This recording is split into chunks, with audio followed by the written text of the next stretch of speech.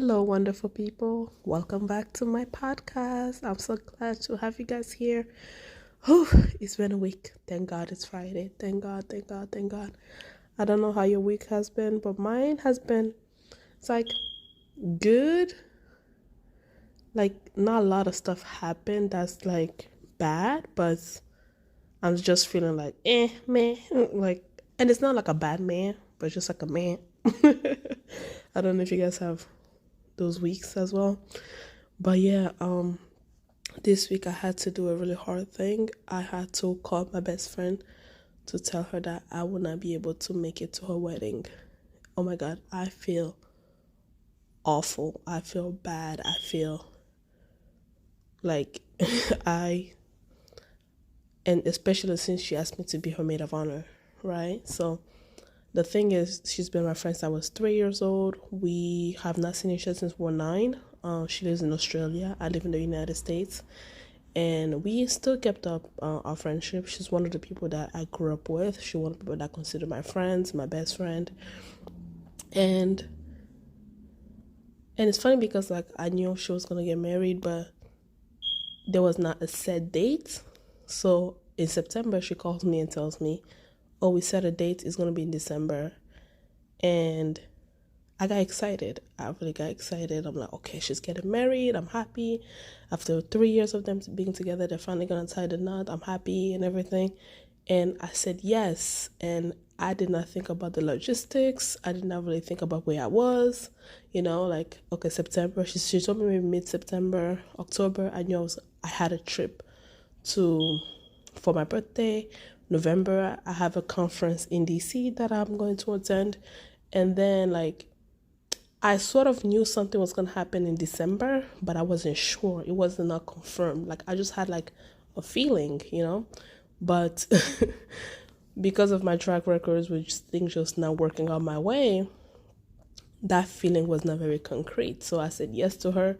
And then on my birthday, I get an email that, hey, I'm being selected for this position and they want me to go in for a written exam and an oral exam and all those stuff. And I'm just like, oof, I won't be able to fly to Australia. And then I'm looking at the flight time.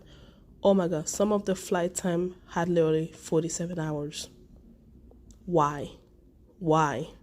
Like the first flight that I was looking at had 27 hours.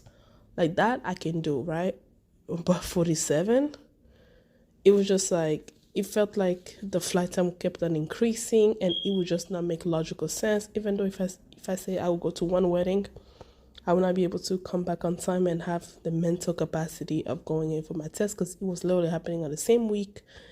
And paying $2,000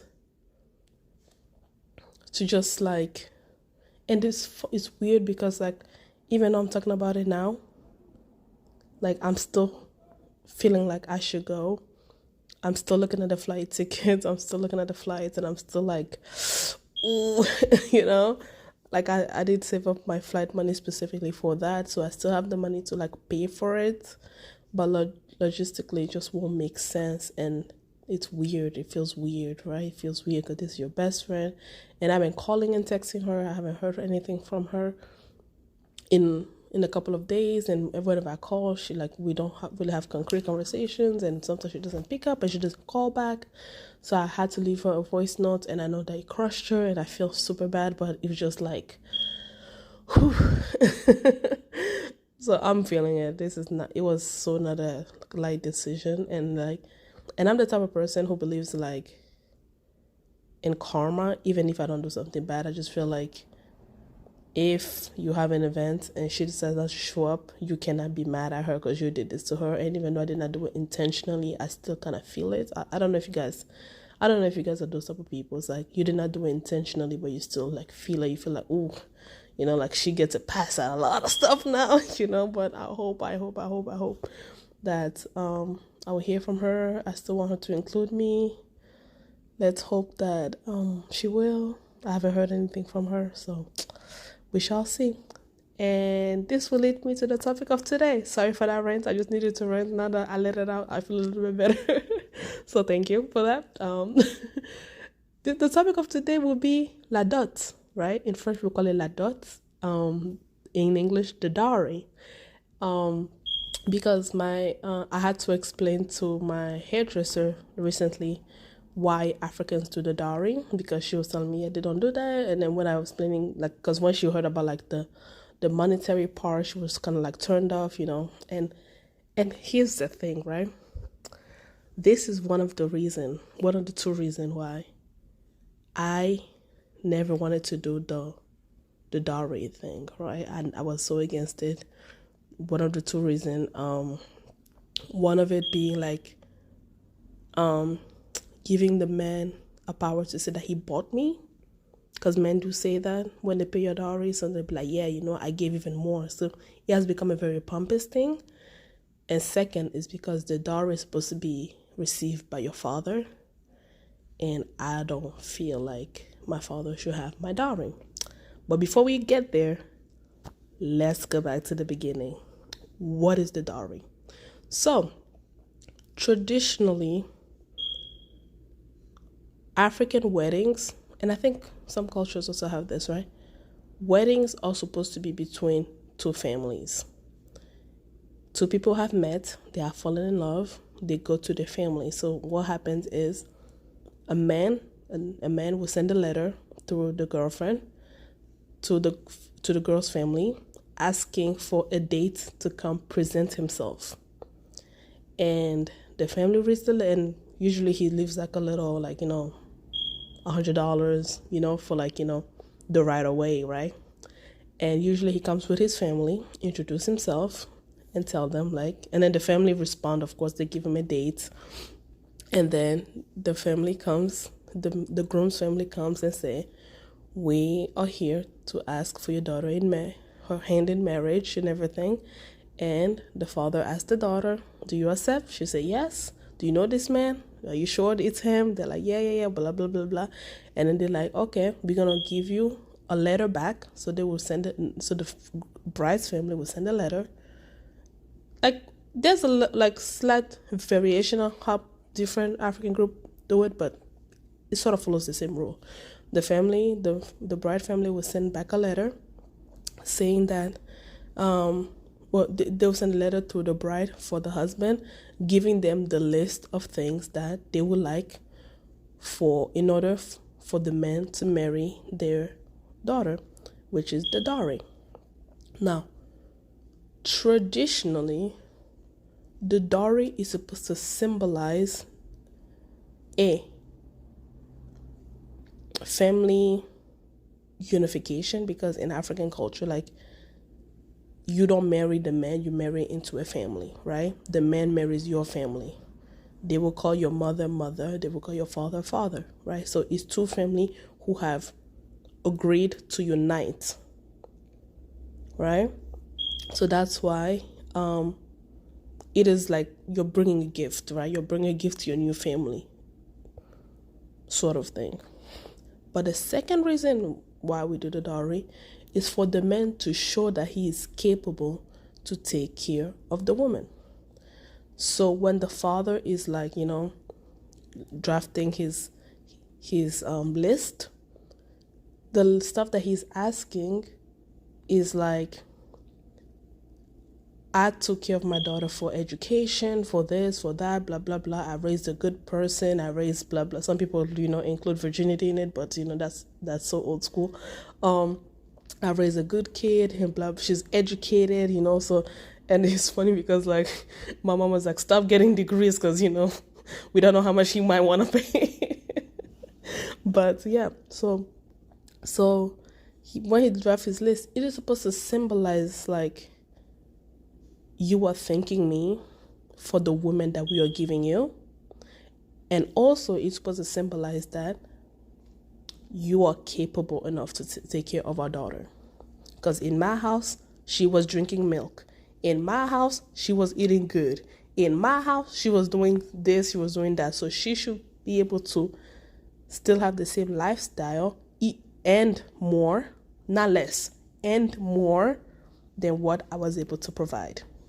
That's what the dowry is supposed to symbolize. Back in the day, men brought spices, right? Because spices was the commodity, right? It was a high price thing. It symbolizes, something great, People brought rice. People brought like whatever they had. Like, it was just supposed to be a symbol. A, of gratitude for the way the parents raised the girl, and B, to show that a man is willing to is capable to work hard to provide for his wife. And when they ask, there's a negotiation part where it's like, yeah, they ask for 10 cows, and you're like, let's cap it at 5 cow, right? And all of that. But yeah, so that's the sort of like, and back then, people brought rice, whatever you bought that was valuable to you, as long as you were able to showcase, to kind of check the mark on those two goals, you were fine. But because of colonialism, the white men used the dowry as a weapon to create a lot of division. Let me explain. So, the commerce system in Africa is sort of like unknown. Even as a researcher, I'm still trying to figure out like how did people, trade goods and all of that. But it's relatively unknown, right? But back then, we did not have like, our commerce was not like the European style of commerce, right? So when the European came, they started making goods, they started having high prices, and then families, they created a system of like, like of course those systems existed already, it's part of society, but like in order to afford salt, let's say salt may have been like 1 cent, right? In order to afford salt, now it was $10. Now a family is like, ooh, the prices are high, we cannot afford it. So we used to be well. We maybe have been poor in our, but it was like based on a societal standard. But now we're really poor based on this standard. So, now we need to marry our girls off to like the man who will give us the highest money in order for us to afford our daily living. So in that sense, you see how families started asking for money, like a lot of money, in order to afford their daily lives. And marriage, of course, marriage was always like, in essence, it's a financial agreement. But to be honest, when you look at marriage contract between traditional African cultures and European cultures, the European culture was more a financial agreement, traditionally, right? Because if I'm not mistaken, in Europe, old Europe, right? I'm thinking about like those old school and a little stuff that I know from history, like for a girl to marry well, like people from the same class marry to each other, right? In order for you to marry well, like you needed to come from a good family. Think about the Pride and Prejudice. The Pride and Prejudice, one of my favorite books ever. Like the Bennets, they needed to show that they were financially stable, that the money was going to be in the family, for somebody like Mr. Darcy to find them favorable, right? Because a man doesn't want to feel like, oh, you only marry me for my wealth, or you're coming to marry me so that I can enrich your family, right? That was a European thing. But that thing also transcended in Africa. So it became also an African thing. And that made a lot of men bitter, because then they had to work really hard in order to afford to marry the people that they truly loved, and the way that and it became like, I'm going to marry you to prove your father, and now I'm going to marry you because I love you, right? Because love may have been the initial thing, but it turned to like a pride thing, right? Like I'm being told that I have to work hard for you, right? And then it's like, and your father, like back then I could have given him salt. Now I have to give him $10,000. So I have to work hard, slave, and like work in horrible condition just so I can marry you. So then men became violent. And there's actually like a research that I read during my master program that talked about this, and it looked at a case in Uganda when where domestic violence was peaked because of the dowry, or because of how colonizers weaponized the dowry system.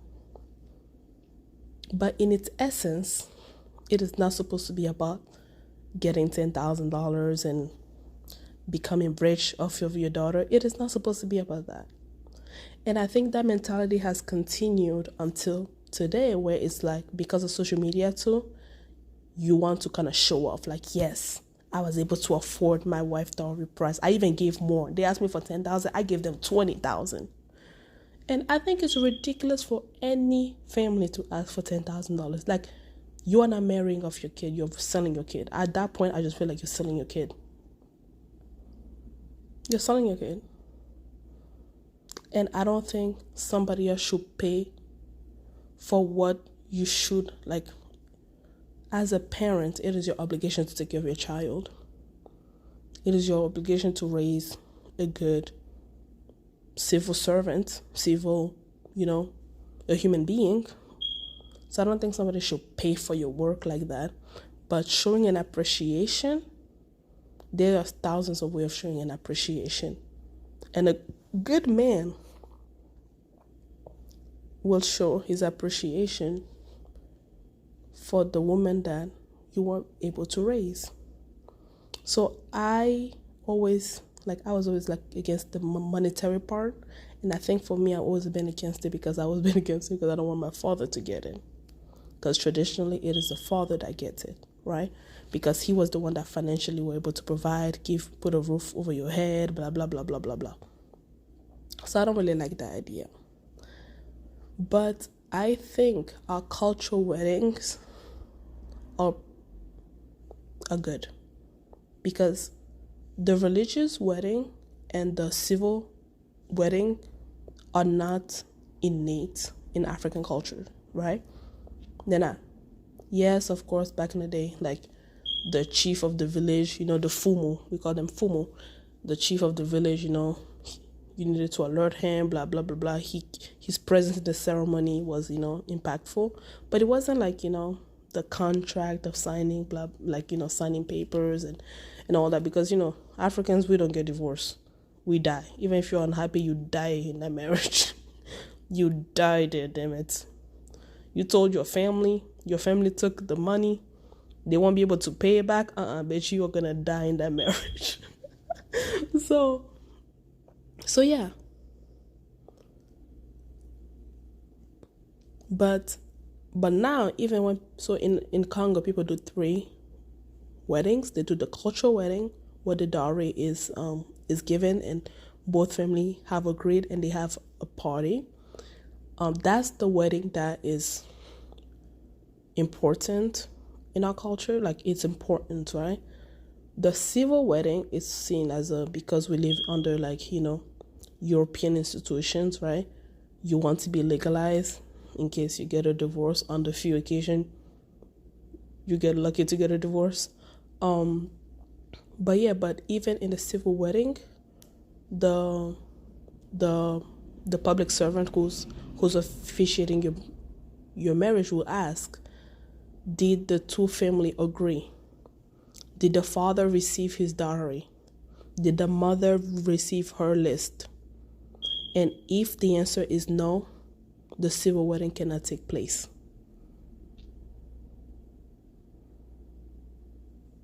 Let me repeat that.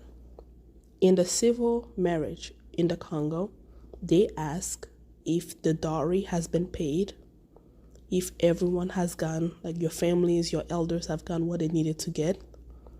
If one person say no, the wedding does not take place. Then the official cannot proceed with the wedding, because a family member saying no is like when you're at church and then they say, if you have something to say it now or forever hold your peace. So you have to say it, right? And then if somebody says something, then they would, like in Africa, they will tell you, okay, go and fix your issues, then come back and get married. Because you cannot get married with unclean hands, basically. And the reason why I will have the traditional wedding is because I believe in keeping my culture, right? Except for like the dowry thing, I'm gonna be very like strategic about it, because here's the thing. I am working hard to find a good man. And when I say a good man, I mean a good man, Savannah. A good man. Because I'm a good woman. I need a good man, Savannah. So, and I will explain this to him, the same way I'm explaining this to you. And I will talk to my mama, like, listen, it is supposed to be a symbol of appreciation, so don't even think about asking for like 40,000. And she's not. She's like, I know she's not. She's not. God knows she's not. To be honest with you, she might give me up for $1. Because this woman wants me to be like married with kids already. She'll give me up for $1. But yeah, she's not. But I want it to be as a symbol. I wanted to go back to its original meaning, because I don't want, and a lot of people, a lot of men, especially in my father generation, felt like I bought you. And that's why my grandfather, my maternal grandfather, did not take a dowry for any of his daughter, because he didn't want a man to say that they bought his daughter. He told his daughters, if something goes wrong, if this man is not good to you, you still have a place in my house. He was not one of those African parents that say, listen, when you get married, we are burning your beds. You should not know the road back to this house. You are not sleeping over. You don't sleep over here. Africans, we don't do sleepovers. You stay at your husband's house. So yeah. So a lot of African girls look for the cultural wedding because A, it's a way to keep our culture alive, but B, it's like there's also, and especially when a man give, like, you know, it's like an ego thing, right? I'm worthy enough, you know, he gave that much, like, you know, the new girls, you know, they can show it off on like Instagram and all of that. It's like, yeah, I'm worthy enough, like he paid, especially if he gives like a lot of money. He's like, yes, he gave this, he gave that. But girl, let me tell you something. Don't you ever give your man money for him to marry you. That's an abomination. That is an abomination, my sister. Girls who are making a lot of money, let him, and if your man is not making that much money, let him give what he has. Don't you ever give your husband, your soon-to-be husband, money for him to marry you. That is an abomination. I do not agree with that at all. At all. At all. No. Let him give what he has. And parents, please stop over asking. Please stop over asking. It's supposed to be a marriage. It's supposed to be a union of two families. And I like the tradition of like two families coming together, becoming one, having uniforms, dancing. Because, you know, Congolese weddings are the best. Congolese wedding, let me tell you something. When you go to a concert, you are supposed to watch the concert. But because we're Congolese, when we go to a concert, we become part of the concert. You see all of us dancing the same way the musician is dancing, so there's no need to see him. Like, he's just there to sing for us to dance. We don't need to see him make new moves because we already know all the moves. Congolese wedding are like a concert. Everybody knows the move. So as soon as the DJ hit the beat, we're all on the floor dancing. That's what I want my wedding to be. Like, I want my wedding to be like my closest friends, my closest family members, people who've been part of my life. Like, when I get engaged, I'm going to, like, when I send wedding invitation, I'm going to send a demo of every Congolese music that I know I'm going to play at my wedding so that y'all could start learning the moves. Because when you guys come in, you're dancing. Everybody's dancing. By the way, I don't have Congolese friends, so all of my white friends are going to learn how to dance. And please don't judge them for cultural appropriation. They get a pass. I gave them permission. Oh, Lord. So yeah, guys, that's a little bit more I wanted to share with you. I hope you learned something new about the dowry system, why we do it. the calm, the juxtaposition, the irony of it. Yeah. Thank you for being here as always. I'll talk to you guys next time. Bye. Peace.